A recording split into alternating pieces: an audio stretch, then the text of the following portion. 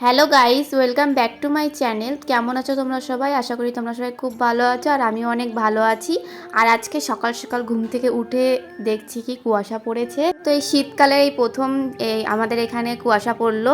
তো সেরকম এখন একটা শীত নেই বললেই চলে। তো যাই হোক, আমি এদিকে মুখ ধুয়ে নেবো, ব্রাশ করে নেবো, তারপর ফ্রেশ হয়ে ব্রেকফাস্ট করে নেবো, ওই চাটা খেয়ে নেবো। আমার তো বেশ ভালোই লাগছে কুয়াশার মধ্যে। কিচ্ছু দেখা যাচ্ছিল না, এত পরিমাণে কুয়াশা পড়েছিল জানো তো। দেখো, তোমরা তো দেখতেই পাচ্ছ, পুরো অন্ধকার হয়ে গিয়েছিল চারিদিকটা। তারপর নিচে এসে চা খেয়ে নিলাম, আর চায়ের সঙ্গে ছিল লুচি। আর এই দুধ চা লুচি খেতে আমার বেশ ভালো লাগে, খুবই ভালো লাগে। আর আমার মতন কে কে এরকম ভালোবাসো অবশ্যই কমেন্ট করে জানিও। আমাদের বাড়িতে যদি আগের দিন লুচি হয় তো আমি রেখে দিই, আমি পরের দিন চা দিয়ে খাবো বলে। তো তারপর আমার যা যা কাজ থাকে আমি সেগুলো করে নেবো। তো এই দেখো, আমি কাজ শুরু করে দিয়েছি। আর আজকে একটু বেলা হয়ে গেছিলো ঘুম থেকে উঠতে, তাই চা খেয়ে আমি আর বসিনি, কাজ শুরু করে দিয়েছিলাম। নাহলে অনেকটাই বেলা হয়ে যাবে, শীতের বেলা তাড়াতাড়ি চলে যাবে। তো তারপর ঘর মুছে পরিষ্কার করে আমি স্নান করে নেবো। তারপর আর কি করব, এছাড়া আমার কোনো কাজ নেই। সকালে যেটুকু কাজই থাকে, আর তারপর সারাদিন আমার তেমন একটা কাজ থাকে না। তো এই দেখো, আমি স্নান টান করে ছাদে চলে এসেছি। আর আমরা হাতের কাজ করি, ফুল বানাই।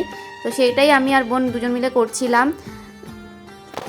তো এই দেখো, ফুল করে আমরা সারা ছাদে ছড়িয়ে রেখেছি, কতটা সুন্দর লাগছে তাই না? তো এই ফুলগুলো করে গুছিয়ে রেখে আমরা আজকে ঘুরতে যাব। আজকে একটু মেলায় যাব, মিলন মেলায়, ত্রিবেণী মিলন মেলা, যেটা তোমরা অনেকেই জানো। তো এই দেখো, আমি রেডি হয়ে বেরিয়ে পড়েছি। তারপরে ওই ভিডিও করা হয়নি, যেহেতু অনেকটাই লেট হয়ে গেছিলো, ট্রেনের টাইম হয়ে গেছিলো, তাই বাড়িতে আমি তেমন একটা ভিডিও করতে পারিনি। আর আজকে আমরা 3 জন মিলে মেলায় যাচ্ছি। আর যেখানে যাই আমরা 3 জনই যাই, মা বেশি একটা যায় না। তার জন্য আমরা যেখানেই যাই 3 জন মিলেই বেরিয়ে পড়ি। আর এই দেখো, আমার সাথে আমার ভাই, আমার বোন, সবাই মিলে যাচ্ছি মেলায় ঘুরতে। আর ট্রেনের টাইম ছিল একরকম, আর স্টেশনে গিয়ে দেখছি কি ট্রেন আরও অনেক লেটে আছে, অনেকটাই লেটে ছিল, প্রায় 1 ঘন্টা লেটে ছিল ট্রেনটা জানো তো। আমরা 1 ঘন্টাও অপেক্ষা করেছি ট্রেনটার জন্য।